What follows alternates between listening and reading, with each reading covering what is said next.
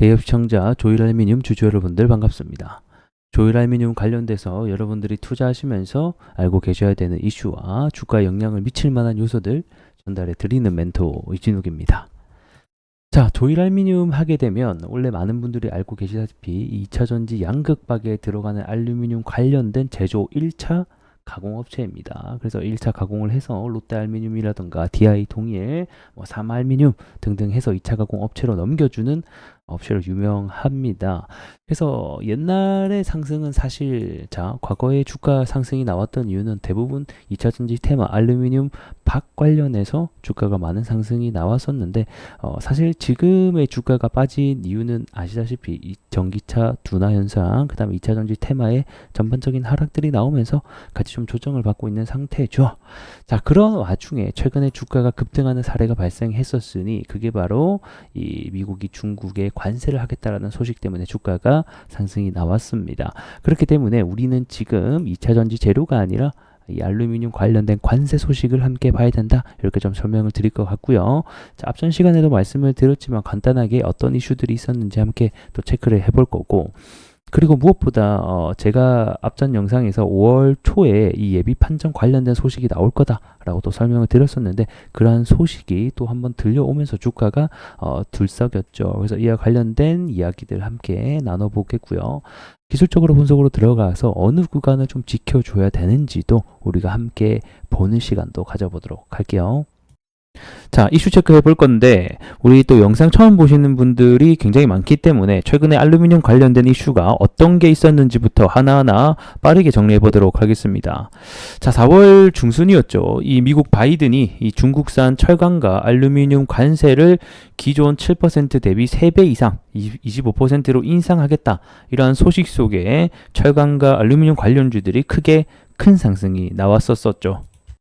그래서 해당 이슈가 나왔을 때 당시에는 아무래도 중국산 철강 제품에 그리고 알루미늄 제품에 관세를 크게 매기다 보니까 이런 반사이익으로 우리 한국산 알루미늄이나 철강들이 수혜를 볼 수 있겠다. 이러한 생각 때문에 시장에서 이 관련주들이 크게 상승이 나왔었습니다. 근데 하지만 중요한 것은 이게 안에 내용을 까보게 되니까 실제로는 중국산뿐만 아니라 이 미국에서 수입되고 있는 모든 알루미늄 제품에 대해서 모두 다 관세를 부과하겠다라는 내용이 주된 골자였었죠.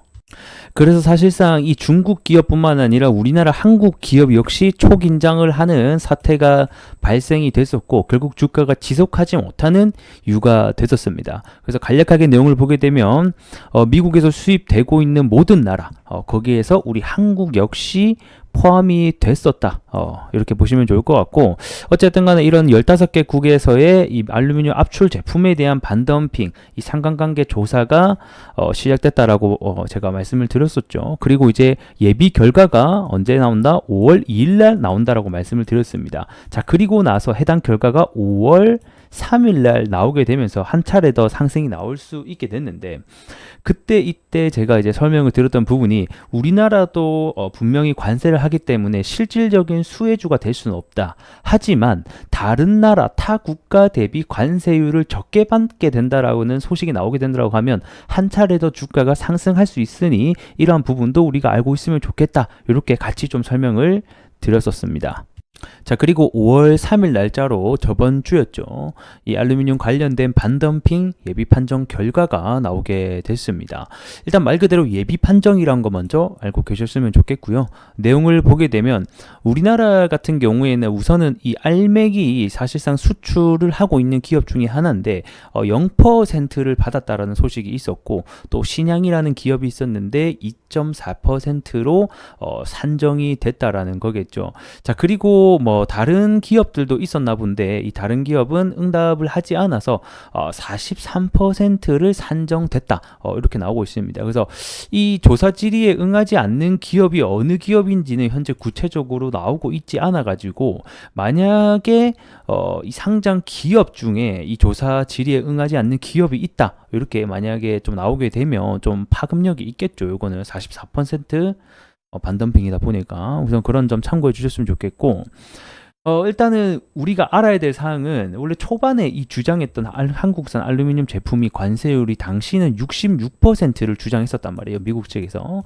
근데 우선적으로 이 알맥 같은 경우는 0%, 신양 같은 경우에는 2%의 부가세를 받았으니 생각보다는 굉장히 낮은 수치를 받게 됐다. 이렇게 보시면 좋을 것 같고, 이러한 기대 속에서도 아무래도 다른 타 그 국가 대비해서는 낮게 받은 건 많거든요. 그래서 다른 나라를 받게 된 부가 관세율을 보게 되면 가장 많은 나라죠. 멕시코는 8.8%, 가장 높은 상위는 82% 이런 식으로 받았고, 그 다음에 중국 같은 경우에는 4.9% 제일 낮게, 그리고 위쪽으로는 376%로 가장 많이 열려있는 국가 중에 하나기도 하죠. 그 다음에 이제 콜롬비아 같은 경우에는 8.8%, 똑같이 그 다음에 34% 이런 식으로 해서 대부분의 나라가 최소 5%, 최하단선이 5%인데 우리나라 같은 경우에는 어쨌든 간에 2%를 좀 받다 보니까 다른 나라 대비해서는 좀 작게 받았다, 이렇게 볼 수가 있을 것 같습니다. 근데 원래 우리나라가 이 한미 자유무역 협정이 있거든요. 이 FTA라고 해서. 그래서 미국이 수입하는 알루미늄 제품에 대해서 원래 무관세 적용을 받고 있는 나라 중에 하나이기도 했어요. 철강 같은 경우에는 쿼터제 때문에 중국산이 관세를 받더라도 일정 물량만 수입하는 제도가 있었고, 그래서 이런 제도들이 있기 때문에 사실상 관세를 부과한다라고 해서 많이 부과는 하지는 못한다. 하지만 아예 부과는 안 할 수 없으니 이러한 2% 작게 부담하지 않나, 저는 이렇게 보고 있습니다. 자, 그러면 우리 조일알미늄 같은 경우에는 이번 관세를 어떻게 적용받았나, 이거를 제가 확인을 해보려고 좀 전화를 해보니까 전화를 안 받아요. 그래가지고 일단은 우리가 한번 추측을 해보자고요. 일단은 이 회사가 이 알루미늄 관련된 이 인곳을 녹여가지고 아변을 통해서 수출을 하고 있는 회사입니다. 실질적으로 매출에도 수출이 찍히고 있고요.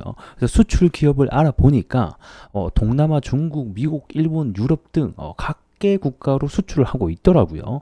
그래서 여기에 어디가 포함된다? 미국도 포함이 되고 있는 것을 확인해 볼 수가 있죠. 그렇기 때문에 아무래도 이 관세 관련해서 우리 조일알미늄도 좀 포함이 되고 있지 않나, 저는 이렇게 좀 추측을 해봅니다. 제가 추후에 이 담당자와 만약에 통화 연결이 되면 다시 한 번 더 여러분들에게 알려드릴 수 있도록 하겠습니다. 해당 영상 계속 받아보시려면 좋아요와 구독 꼭 부탁드리겠습니다. 그래서 정리하게 되면 일단 조일알미늄도 미국 쪽에 수출을 하고 있다 보니까 영향을 받지 않을까, 우리가 이런 추측을 해볼 수 있으나 정확한 관세 품목에 어느 회사가 몇 프로 받는지가 아직 명확하진 않기 때문에 이러한 부분을 우리가 참고만 우선 하자, 이 정도로 정리하도록 할게요. 자, 이제 차트로 넘어와서 정리하고 마무리하도록 하겠습니다.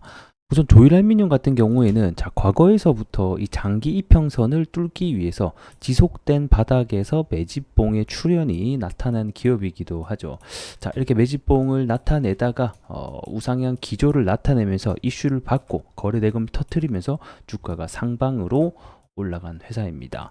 자, 그렇게 놓고 봤을 때, 자, 이 구간에서 파동을 만들어내기 위한 돈을 많이 사용을 했겠죠. 그래서 일반적으로 이 파동이라 하게 되면 이 파동의 절반은 깨주지 않는 상태에서 2차 파동이 일어나는 게 원칙의 우리가 얘기하는 엘리어트 파동의 기준의 조건 중에 하나가 됩니다.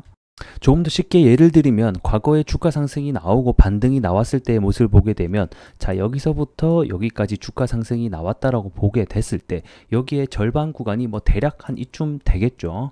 그래서 대략적으로 지금 설명드리는 겁니다. 그래서 해당 가격을 안 깨줘야지 다시 재파동으로 일어날 수 있다라는 점을 여러분들은 알고 계셨으면 좋겠고요.